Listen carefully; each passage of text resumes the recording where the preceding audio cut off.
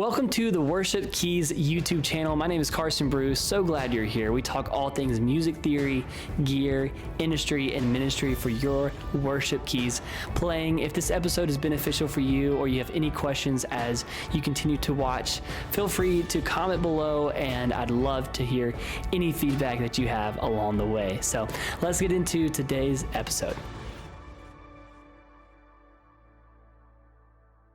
I'm with Anaji Powell. Welcome, Anaji. Thank you for having me, Carson. It's good to be here. Dude, last week we were talking with you and Kaci, your wife, Kaci, and I hope you guys were a part of that episode last week. If you missed it, definitely check it out. And we talked a lot about ministry here in Rochester, New York, which we're here filming right now at your church, Faith Church. Yes, sir. And really good conversation. It's really cool to see you on the keyboard, MDing, and your wife Kaci on organ. Yes, yeah. Super cool. Really neat congregation you guys have here, about 1,000 people or so. Just congratulations on the new renovations. Thank you. New carpet. New seats. No more hard pews. Praise the Lord. Amazing. Praise the Lord. God's good. God is good. 90 years this year, the church. Yes, 90 years. Incredible. 90 years of faithfulness. Many of you guys know Anaji from Instagram. Maybe you're a part of his Patreon program, his Patreon channel, where he gets to teach MDs how to be a better MD. Yeah. Real quickly, tell us about that and how people can be a part of your Patreon. Well, if you go to Patreon and you look up Anaji Powell, you'll find me there. My face is the profile picture, so made it a little easier for people to find me. Right. But yeah, there I share some tips, tricks. I share some exclusive behind the scenes stuff that I don't post anywhere, like rehearsals and stuff like that. You get to see the ins and out of that. And my heart behind it was to just share more of the knowledge of what being an MD is. It's more than just calling chords. And I mean, I know a ton of you probably seen some of my videos of me just dancing and shouting in videos. It's more than just that. Like, there's some logistical side of it. Absolutely. And just some tangible things that I think will be very helpful. And I'm always looking to grow and feedback. So if anybody is like, hey, I wish you'd talk more about this or talk more about that, I would love to receive that and put some of that content out that would help you. So good, man. As y'all are watching this episode on YouTube, you can comment if there's something else we didn't get to today or something you want Anaji to cover later or something you want us to cover on the channel in a different way. Let us know in the comments. Today's episode is going to be one of those that's just super saturated with amazing nuggets. Yes. Like, I'm so excited to see your whole keys rig, guys. And if you're not watching on YouTube, for those listening maybe in the car right now or on a run or whatever, he's got the Nord Stage 4 right here. You got an iPad with TouchOSC. Yeah. You got Ableton running. You got your interface. You got your sustain pedal. You got your volume pedal, expression pedal. You got the Looptimus, which helps you loop things. All of this, Anaji's about to take it away to demonstrate what he uses, the sound effects that you use. I'm excited to hear those because I heard you got some like risers and other cool things in there for special effects. And in a church like his where it's a lot of it's spontaneous, you do prepare, you do prep, but then there's a lot of flow. There's a lot of spontaneity. Having these tools in your toolkit is incredible, man. It's very helpful. Anaji, take it away, man. Let's go. Hi, everybody. It's my rig. As promised, we're going to do some little tech breakdowns of all the stuff I'm using. Got my iPad here. Got the lovely Nord Stage 4 here. My laptop, my MacBook Pro, my interface, and everything's connected. I got some foot pedals and all this other stuff going on down here. We'll go into detail about what each product is doing and how I'm utilizing it. I know many people in the worship keys world use the Nord as a glorified MIDI controller. I'm doing both. I'm using it as a MIDI controller, but I'm also using some of the onboard sounds. So right now, this is the piano from the Nord, just straight piano. The Royal Grand 3D is what I like to use. Then on my B side, I have a felt.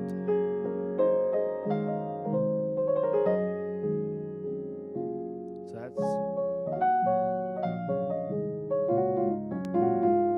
I love the versatility I have, at least with the Stage 4.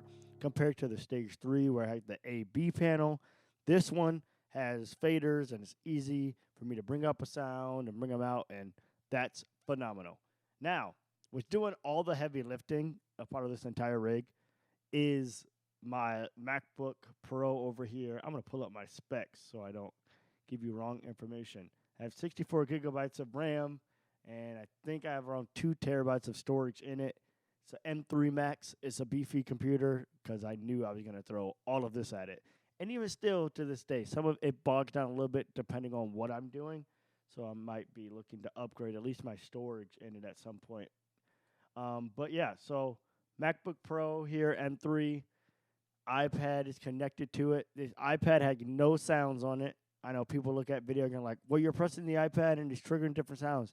It had no sounds. I'm using TouchOSC on my iPad. I have multiple different pages for all the different needs that I have depending on what I need to do. This is my main page is where I mainly work off of. I can hook up to as many keyboards as I want to with this setup. I usually, at one time, I'd had like 4 keyboards. This main one, a top board, small Novation 25 key, and my keytar. But now I've stripped it back to only using 1 or 2 at a time. Right now I'm using mainly 1. But so I stay on my mains page. So as I go through, I'm going to demonstrate on what some of it does on the mains page. So if I click piano, all my pianos, let's activate them all. So that's to demonstrate. This piano is just an octave piano. So when I'm playing lines, it sounds big, it sounds immersive. Then I have an EP.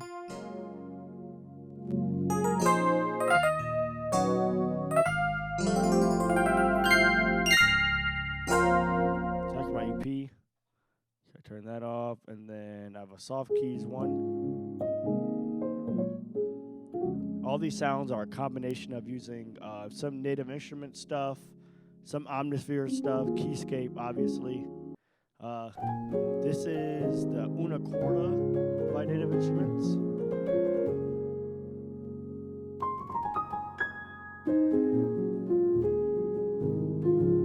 And all of these sounds can be used with reverb, delay,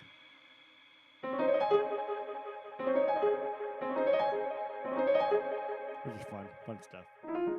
Under that is my pads, all my pad sounds, and then the top, like right section are my synth sounds. So I'm gonna demonstrate my synth stuff to you.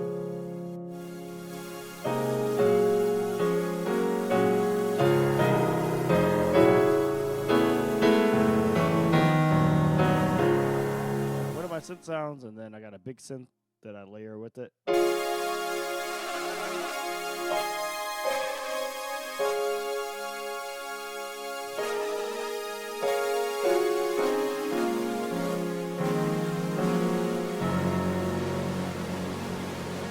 That's the synth stuff.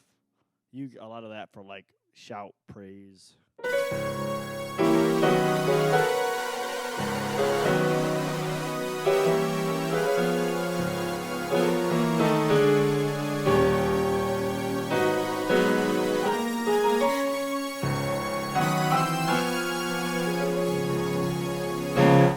High energy stuff is what I use that for. Then my pads. So right now I have a string, 2 of my main go-to pads on right now.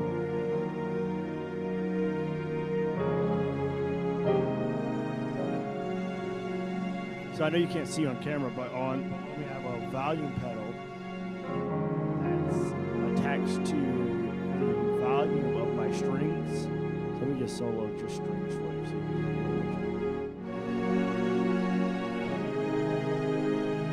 It's subtle.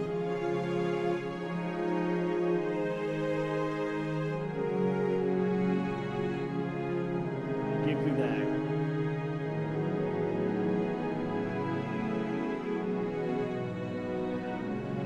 Like our actual string player. And I learned that from some guys that use volume pedals in this way. We have some other pad sounds. I really like this. This is stock sound in Omnisphere. literally is just like a wind sound.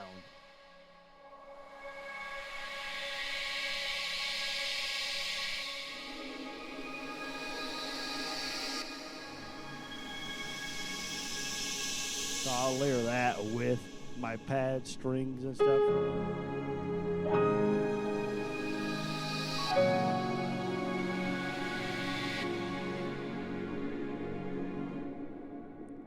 Sounds heavenly. I feel like I'm going up to heaven off that one little pad right there.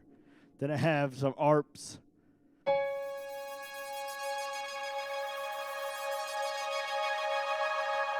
Like a sweep. Then I have like a guitar sound. It's also from Omnisphere. If you do not have Omnisphere, you should like invest in it because it's the GOAT. You don't have to. Technically, you do not have to spend $6,000 on a Nord. You don't have to. If you have Keyscape and Omnisphere, you are set. Like, killer combination. But I like the versatility that I have with using this app. It's called TouchOSC. Using that in tandem with Ableton, I'm able to control all my different sounds. I have different pages and stuff used for it. We do use click and stuff, so I'm able to tap out a click and BPMs and all that stuff here on my iPad. Again, no sound is coming from my iPad. It's just a glorified MIDI controller that's hooked up to Ableton. And I'll demonstrate a cool function that I have in my template called Looper. So I'm going to demonstrate that real quick. So I'm going to tap out 1, 2, 3, 4. You're not going to be able to hear the click. It's only going to my ears because I didn't want to annoy you guys with the click sound. But so I'm going to show you and demonstrate this. 1, 2, 1, 2, 3.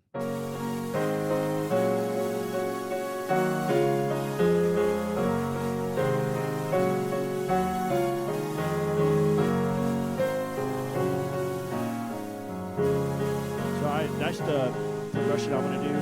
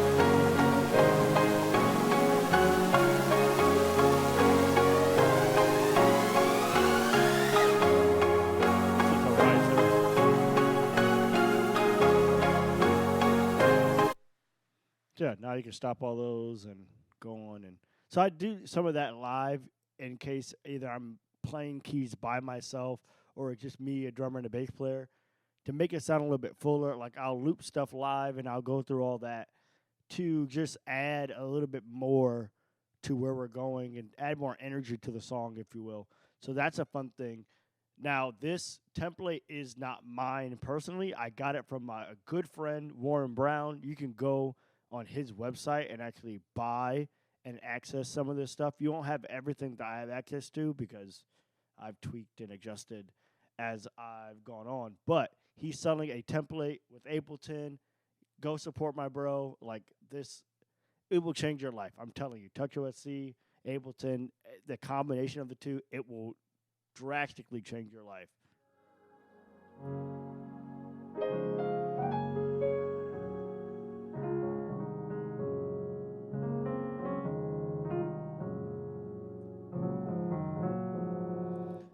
So now there's one thing as an MD that I like always say to people that like I'm either training or talking to regarding just playing in services.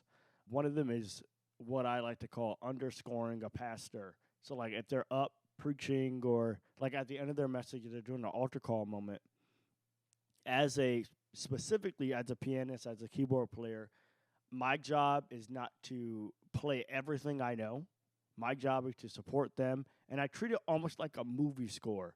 So what they're saying, my playing complement what they're saying. So I'm going to demonstrate a little bit of that for you.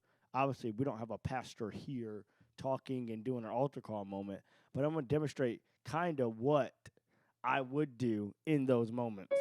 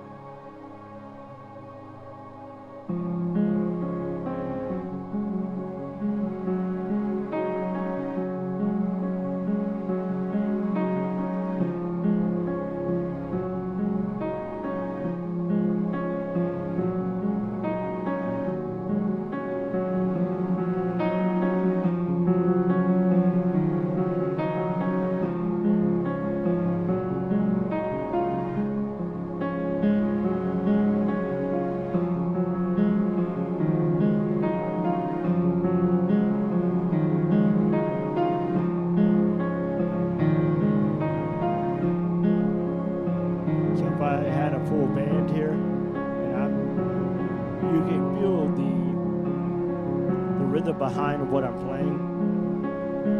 So let's say I had a band in, I'd have them come in, our band swell a little bit. One,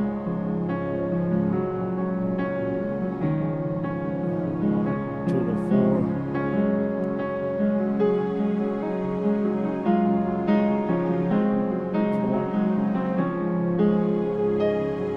Keep it real simple.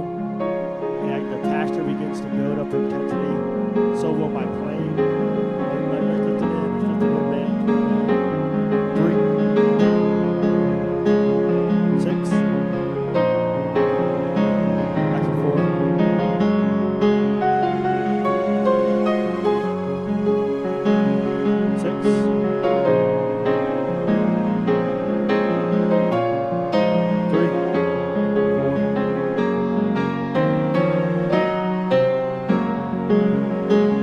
Two,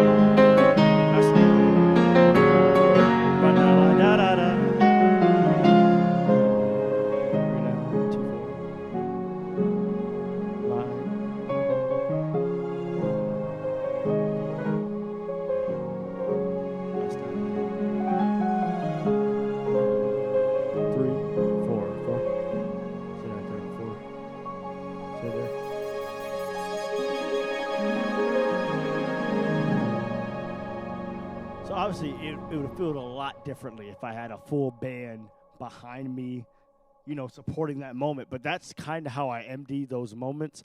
And even I'm not saying a lot of words, one, because the band knows my cadence and they know where I will go.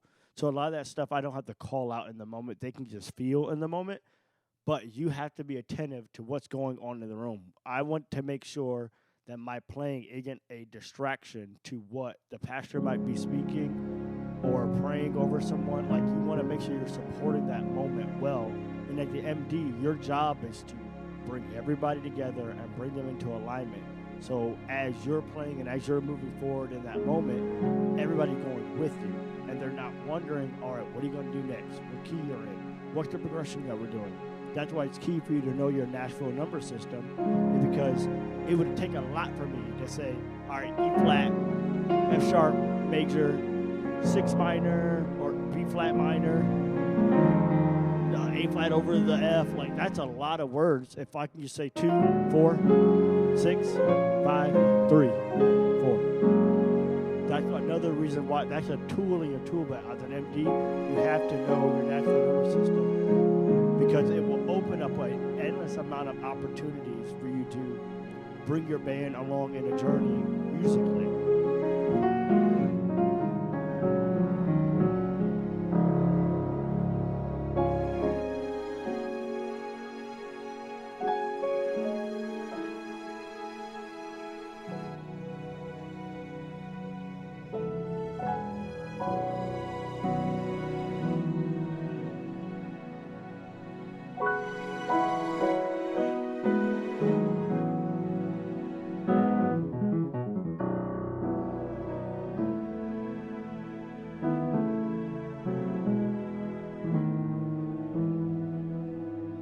Some theory for you, because I just did something that like drew my. I do it all the time. You can ask any of my band members. I do this literally all the time.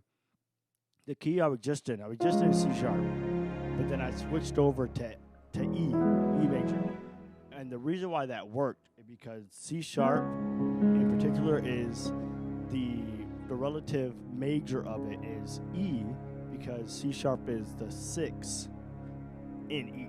So if this is major, I'm in C sharp major right now, scale. So yeah, that's C sharp. But if I'm looking at it from the perspective of all keys correlate and gel together, this is also the 6th of E. Major,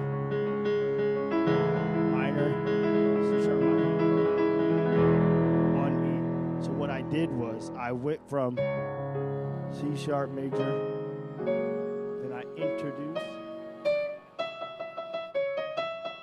that's E right there, a minor, when I'm playing an A over that C sharp, okay, that's the 4 of E, B major, or flat 7 in C sharp, to the 1, which is E. So I'll demonstrate one more time. So C sharp major,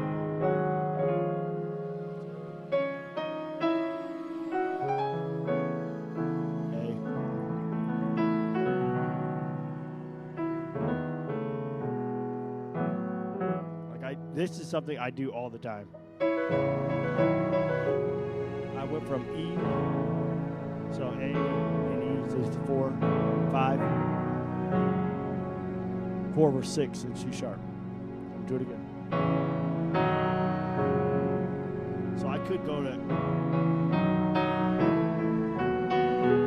now I'm in E, or I could do back to C sharp. You always want to always think of every key correlates together. Because I can change keys like 4 times during that one movement.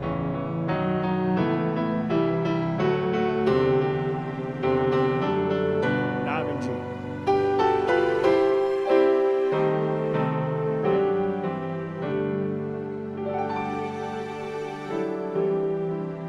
Everything gels together. So I'm in G right now.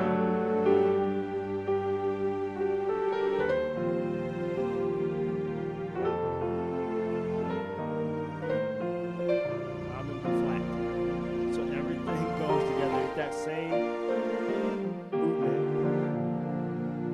flat 6, flat 7, 1 movement. That's all I did. G, B flat. Do the same thing in B flat. B flat, or I can do back to C sharp. So all of it goes together. All of it blends together.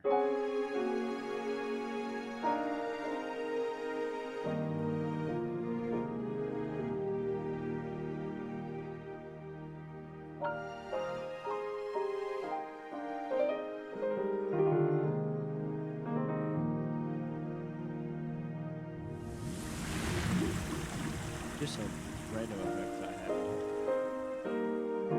I got a river, I got a sweep. I also got like a 808 drop. But I use those in different times.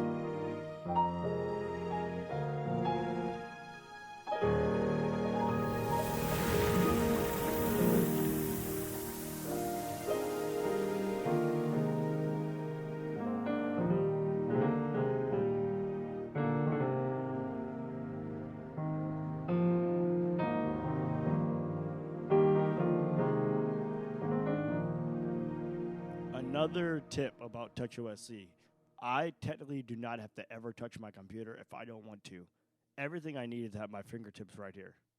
So every sound I want, every parameter I want to control, I don't technically have to ever touch my computer, which is what I want. Like, I want to be able to focus on, I already have a lot going on with being the MD and trying to make sure the band is good. I want to focus on that aspect more so than have to fiddle with my computer and make sure this sound is triggered. TouchOSC gives me a clear blanket solution for that. Now, again, TouchOSC is intimidating because when you get it out the box, there's nothing there. This template is what's created. So you can purchase a lot of templates from a lot of different people. Again, shout out to my boy Warren. He makes this. So you could essentially have the same similar setup that I do. If you go to his website and purchase it yourself, this is pretty much all included. And he might have a little bit more other features that I don't have because of my use cases for it. I made it user-friendly to what I needed it to do, and you can adjust it to how you need to do. There's a bunch of YouTube videos and stuff out there that explain TouchOSC in detail. I encourage you to check those out. Even for myself, I break down a template on my Patreon of my keys template for TouchOSC and how it's all being configured with Ableton and all that stuff. I break that down on my Patreon, so go check that out. Yeah. All right, so down on my feet, you'll see many different pedals. I have a volume pedal here. I have a sustain pedal here. And then in the middle is my loop diminish pedal. I'm not using this to trigger tracks at all, but I know that's what it was intended for. I'm using this for also the live looping effect. The looper I showed you on my iPad is different from the one down here. On my iPad, it records in 8 bars. So it starts, and then it loops 8 bars of it. Here, I can loop as many bars as I want at the click of a button. So let's say I want to go...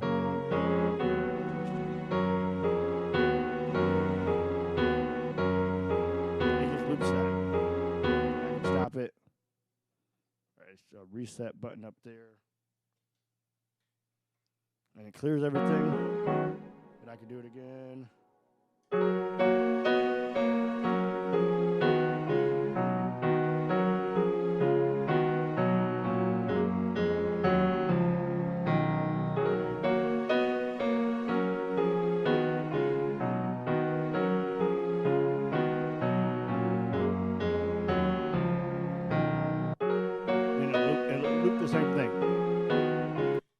So that's just a quicker way for me to loop certain things on the fly. Because like we were saying in our episode last week, we're very spontaneous and songs come out the wazoo around here. Like the one time we did 30 songs in a 30 to 45 minute set.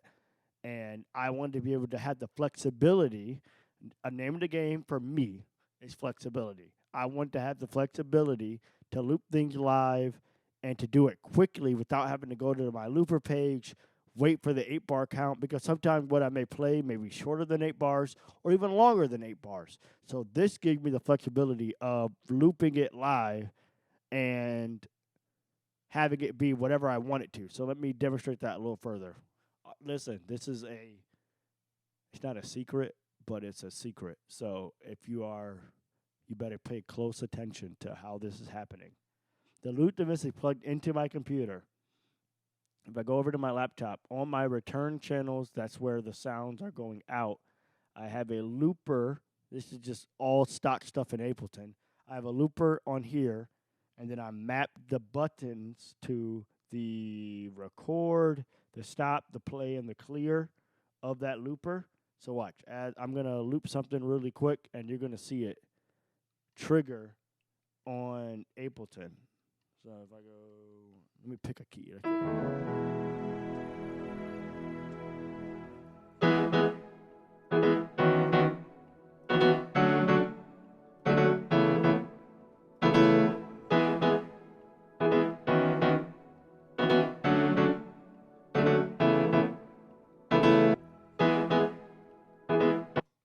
Obviously, that you have to have a better timing than what I just did. But it allows me to do it live and quick and fast. So let me try it one more time. 4, 1.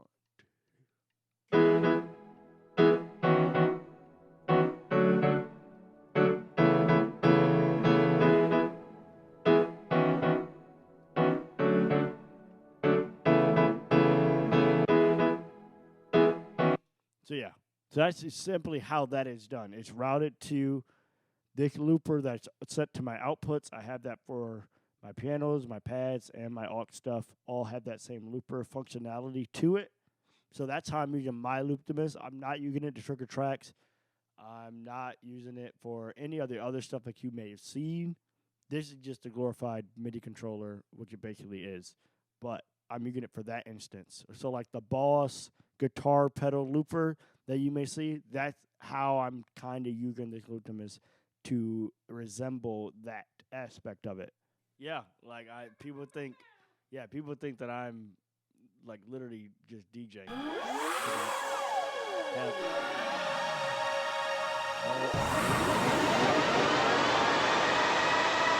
these different sounds for different moments, and I do like all those rises and stuff that you just heard. I use all those things live. The impacts, the river flow sound, the sweep, the 808 drop. I use all those in different scenarios in a church service to enhance, not to take away, not to be showy, but only to enhance what's going on in the moment. So like if I'm in like worship stuff, and it's like usually during the worship stuff, I'm like big strings, or my aux keys player has strings on, and we're just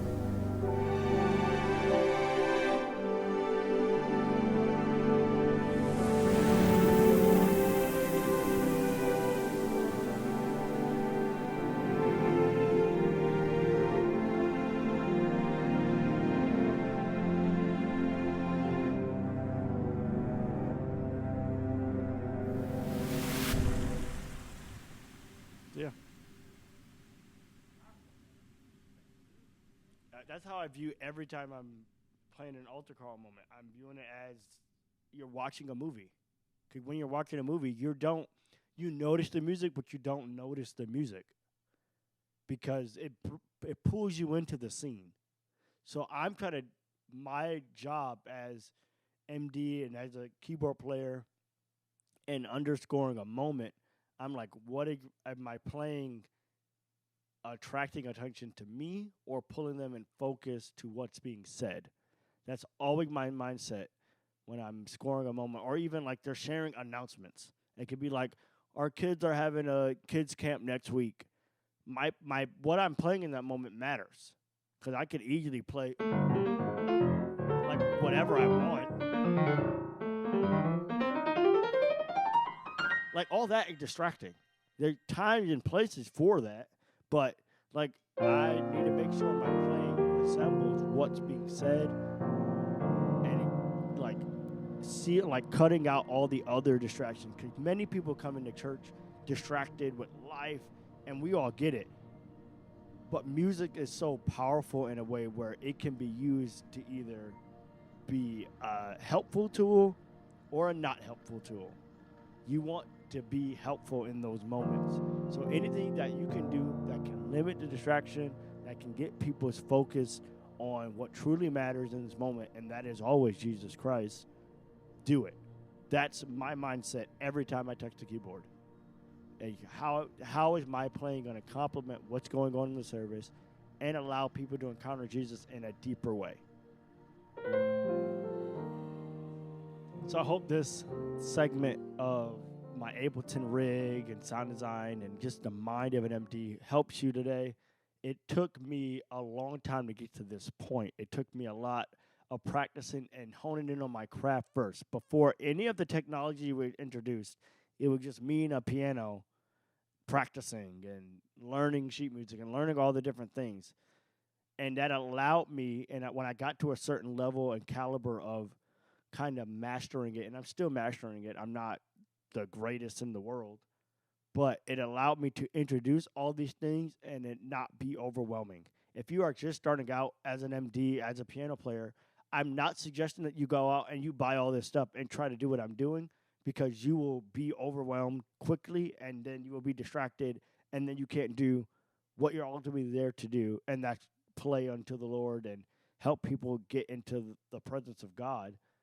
So it takes time. It takes learning. It takes dedication. You can even ask my wife. There's times I'm spending hours and hours and hours on end late at night in the bed with my computer trying to figure out this one technique and design. But that comes out of a place of just wanting to know better and do better and make what I do more efficient and more helpful for me. So you're going to take time. I'm not saying that you should be staying up till 1 a.m. or 2 a.m. like I do, but take the time. It's a marathon, not a sprint. Slow down, center yourself, and the Lord will reward you for that. All right, guys, I hope y'all enjoyed that full rundown with Anaji Powell. Thank you so much for sharing on the Worship Keys podcast. Thank you so much for having me.